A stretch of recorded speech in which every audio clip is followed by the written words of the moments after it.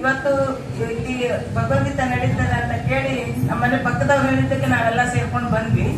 ಬಂದಿದ್ದಕ್ಕೆ ನೀವು ಇಷ್ಟೆಲ್ಲ ಆಧಾರ ಕೊಟ್ಟಿದ್ದೀರಿ, ಅದಕ್ಕೆ ನಿಮ್ಗೆ ಮೊದಲು ನಾನು ಧನ್ಯವಾದಗಳನ್ನ ಹೇಳ್ತೀನಿ. ವೇದಿಕೆ ಮೇಲೆ ಆಸೀನರಾದಂಥ ಎಲ್ಲರಿಗೂ ಧನ್ಯವಾದಗಳು, ಮಾತಾಜಿಗೂ ಧನ್ಯವಾದಗಳು, ಇಲ್ಲಿ ನೆರೆದಂತ ಎಲ್ರಿಗೂ ಧನ್ಯವಾದಗಳು.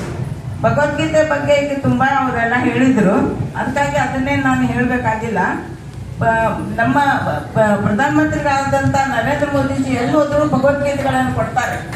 ಅದರಿಂದಲೇ ನಮ್ಮ ದೇಶ ಇದು ಒಂದು ಹೋಗ್ತಾ ಇದೆ. ಅವ್ರಿಗೆ ಅವರ ಆಸೆಯಿಂದ ಸನಾತನ ಧರ್ಮದ ಉದ್ಧಾರ ಆಗ್ಬೇಕು ಅಂತಂದ್ರೆ ಈಗ ನೀವೆಲ್ಲ ಇಷ್ಟು ನೆರೆದಿದ್ದೀರಲ್ಲ, ಸಮರೋಪಾದಿಯಲ್ಲಿ ಇನ್ನೂ ನೆಡಿಬೇಕು, ಇನ್ನೂ ಹೆಚ್ಚಿನ ಸಂಖ್ಯೆಯಲ್ಲಿ ನೆರೆದು ಎಲ್ಲರೂ ಸನಾತನ ಧರ್ಮದ ಕಡೆಗೆ ಹೋಗಬೇಕು ಅನ್ನೋದೇ ಅವ್ರ ಇಚ್ಛೆ. ನನ್ನದು ಅದೇ ಇಚ್ಛೆ. ನಾವು 25 ವರ್ಷದಿಂದ ಭಗವದ್ಗೀತೆ ಇದನ್ನ ಮಾಡ್ತಾ ಇದ್ದೀವಿ. ಆದ್ರೂ ಜನರಲ್ಲಿ ಆಸಕ್ತಿ ಸ್ವಲ್ಪ ಕಡಿಮೆ. ಈಗ ನಿಮ್ಮ SST ಸಮಾಜದ ಈ ಜನರನ್ನ ನೋಡಿದ ಮೇಲೆ ನನಗೆ ತುಂಬಾ ಉತ್ಸಾಹ ಬರ್ತಾ ಇದೆ. ಮಕ್ಕಳನ್ನ ಇನ್ನೂ ಪ್ರೋತ್ಸಾಹಿಸ್ರಿ. ತಾಯಿಯೇ ಮೊದಲು ಗುರು.